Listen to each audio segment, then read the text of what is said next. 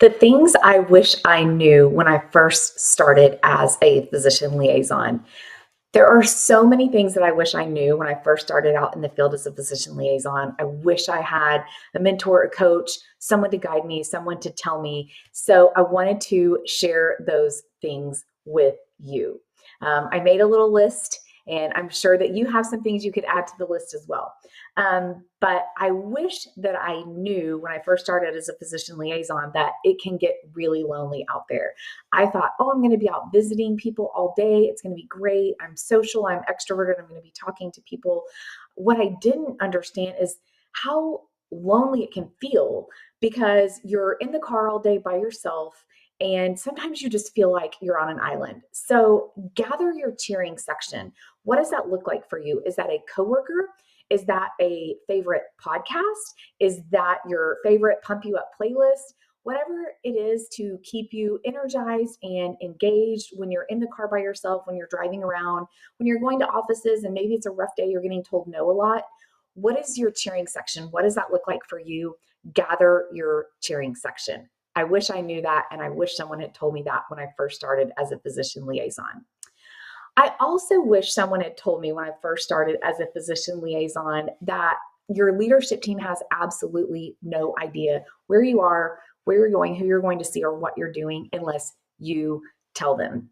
So if you don't want to be micromanaged, which most of us don't, then I would say always communicate with your leadership team. Where are you going? What are you doing? Who did you talk to? Where did you go? What did you see? What did you talk to them about? A great CRM can really be helpful with this, but again, it's not their responsibility to ask you all the time. It's your responsibility to tell them where you're going. What else I wish I knew when I first started as a physician liaison is that you never know when something's going to hit. That call that you had that you felt like you bombed, that you just walked out of and felt discouraged, you never know if that actually worked out in your favor. So an example of that, quick story, when I was first started out in the field as a new liaison, I walked into an office. It was the middle of the hot summer, so I was already kind of feeling like a rough, draggy day. I walked into an office. Everyone was on vacation except the front desk person. So the entire office is closed, shut down, not seeing patients. Front desk girl is new, hasn't even been there a week. And so I go introduce myself, tell her who I am, what practice I'm with, share some of the benefits of our practice. And she's like, I really don't know who we refer to. I really don't know anything about this, but thanks for the information. I turned around and walked out and felt like that was a total waste of my time. I felt so discouraged. Within 24 hours, we got a referral from that practice. What happened is a patient had called looking for some place to go, needing the exact surgery that we offered. And this girl at the front desk she was there by herself. She was brand new. She had no one to call, but I had just been in there, and she ended up referring the patient to our practice. So you never know when something is going to be a hit. So I would just encourage you, don't get discouraged. And every single call, even if it's a terrible call, is an opportunity to learn and learn what to do next time. That's something I wish someone had told me when I first started out as a physician liaison. When I first started out as a physician liaison, I also wish someone had told me that not getting past the gatekeeper is just part of the job. So there's no reason to get discouraged by that. There's no reason to get frustrated by that. That's just part of the job. And so understand that that's part of the job, but also don't accept that as necessarily inevitable all the time. I like to think of it as a game, or actually, I like to think of it more as a puzzle. I like to think of it more as, okay, what is the next piece of the puzzle that this gatekeeper needs to trust me enough to allow them access to their physicians and potential referring physicians? Does that mean, a lovely conversation? And some of this too helps if you follow a disc profile or some of the personality inventories, and you can understand people, you can understand their connection style. So do they need more conversation? Do they need more personal relationship? Do they need more encouragement? Do they just need the data and the cold hard facts? And then you just get out of there. And so really thinking through, what is the next piece of the puzzle that this person needs to help me get back to the referring doctors? But instead of being discouraged, just be encouraged that every step is another piece of the puzzle.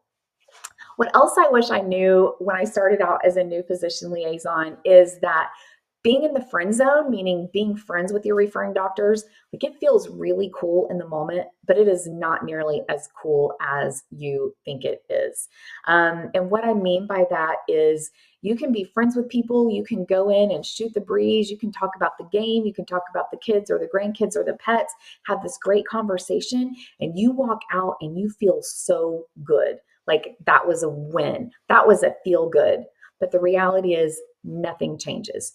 You didn't move the needle, you didn't move the dial because they still don't understand what your practice can offer for their patients. And so being in the friend zone is not the cool place to be.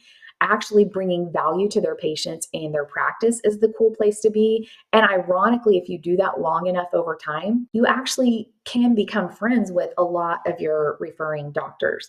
But I would say don't stay in the friend zone, bring value and bring value over time. Another thing that I wish I knew when I started out as a physician liaison is that giving your entire message at once is just way too much. We walk in with all these cool things we want to say. We want to list the services. We want to list what's awesome about us. We want to say all the things. But sometimes they just need to know that one thing. Do you offer this service? How do I refer a patient? And so meet your referring doctors where they are and give them just enough information to take the next step. Too much information is overwhelming. It brings confusion, and then people get paralyzed and they don't do anything. So just enough information to take the next step. I sure wish I knew that when I started out as a physician liaison. When I started out as a physician liaison, I wish I knew that referral relationships aren't instantaneous. We always hope that we're going to walk into a referring doctor's office for the first time and we're going to get referrals. And sometimes that does happen. And that's a great thing when it does. But there are a lot of practices that need to build that trust over time. Certain practices are a little bit slower, or certain practices take a little bit longer to gain access. And so consistency over time is the name of the game. So having that patience and finding the wins where you can get them. So it may not be that you got a referral that day, but maybe you got past the gatekeeper, or maybe you had a great conversation with the doctor that you can build off of next time. So find the wins where you can get them, enjoy them where you have them, and just know that consistency over time does eventually bring results. What I wish I knew when I first started out as a physician liaison is that every visit is an opportunity. So even if it doesn't result in referrals, it's an opportunity to learn. It's an opportunity to grow. If you walk out of every visit and just go back to your car for a second and think through, what did I like about that visit? So what do I want to do again? Or what did I not like about that visit? So what do I want to improve on next time? And then practice your verbiage in the car when you're driving. Think through what you want to say next time. That can be a game changer. And so every single visit is an opportunity. And so even if you don't get more referrals out of that visit, it's an opportunity to learn, grow, and improve for next time. What else I wish I knew as a physician liaison was to invest in a good raincoat. I know that is crazy, but an umbrella just won't cut it. If you're trying to hold an umbrella during a downpour and a windy day, and you're getting brochures and information or goodies or treats or whatever out of your car, trying to hold all that in your hand, hold an umbrella, hold a bag, whatever it is, an umbrella just doesn't cut it. So a really good raincoat is something that I absolutely wish that I knew. When I started out as a physician liaison, I learned that one the hard way. If you followed me for a while, you've probably seen the story, but it's a story for another day. But I definitely learned that lesson the hard way. Something that I wish I knew when I first started as a physician liaison was that when you don't know, it's okay to ask. In the beginning, you think that you just have to get your message out, but really it's okay to ask. What do you need from me? How can we best support you? How can we help you? What information would you like? What information do your patients need? It's okay to ask. And in fact, these questions are what elevates your presentation to more of a conversation. So this is a conversation, this is an interaction, and these questions help you understand how to bring value to your referring doctors and their patients and their practice. Another thing I wish I knew when I first started out as a physician liaison was that a territory call plan, a really organized territory call plan, is a total game changer, and it's really not optional. 9 times out of 10, we go in on Monday, we figure out where we're going to go for the week, or we go the places we have good relationships, or we go the places where we have requests for brochures or information or people we want to follow up with. But then what ends up happening is we're missing really important people, or we're really missing new opportunities. When I developed a really consistent call plan, that was a game changer for me, because I was seeing the right people in the right places at the right time. And I was able to share that information with my leadership team, so they always knew where I was going. They always knew what I was doing.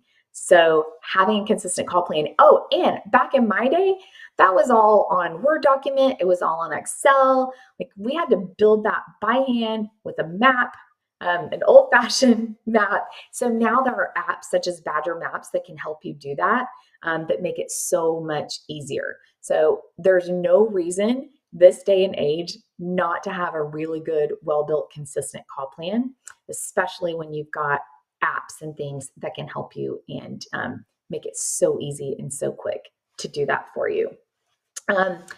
And one of the last but not least things that I wish that I knew when I started out as a physician liaison was have your rest stop and your restroom plan. This was never so important to me as when I was early days as a field rep in pharma, and I was pregnant with my first child, and I was so sick. But I didn't have my game plan. It didn't take me long to figure out where the best restrooms were in every doctor's office, where the ones were that were more private. Definitely not the ones right there where the patients are sitting, or right there where the doctors are going in and out. So where are the clean restrooms? Where are the private restrooms? If you have a Buc-ee's anywhere close, those tend to be a big hit. So anyway, just figuring out where you're going to have your rest stops during the day is also very helpful. I saw this in an article. I can't even remember where it was, so I'm sorry I'm not giving the person due credit, but I saw this in an article not too long ago, and I thought, oh my goodness, that is so true. Something that I wish I knew, and something that I had to learn the hard way. What do you wish that you knew when you were first starting out as a physician liaison? Or if you're just starting out as a physician liaison, what do you want to know? Let's talk about it. Share it in the comments below.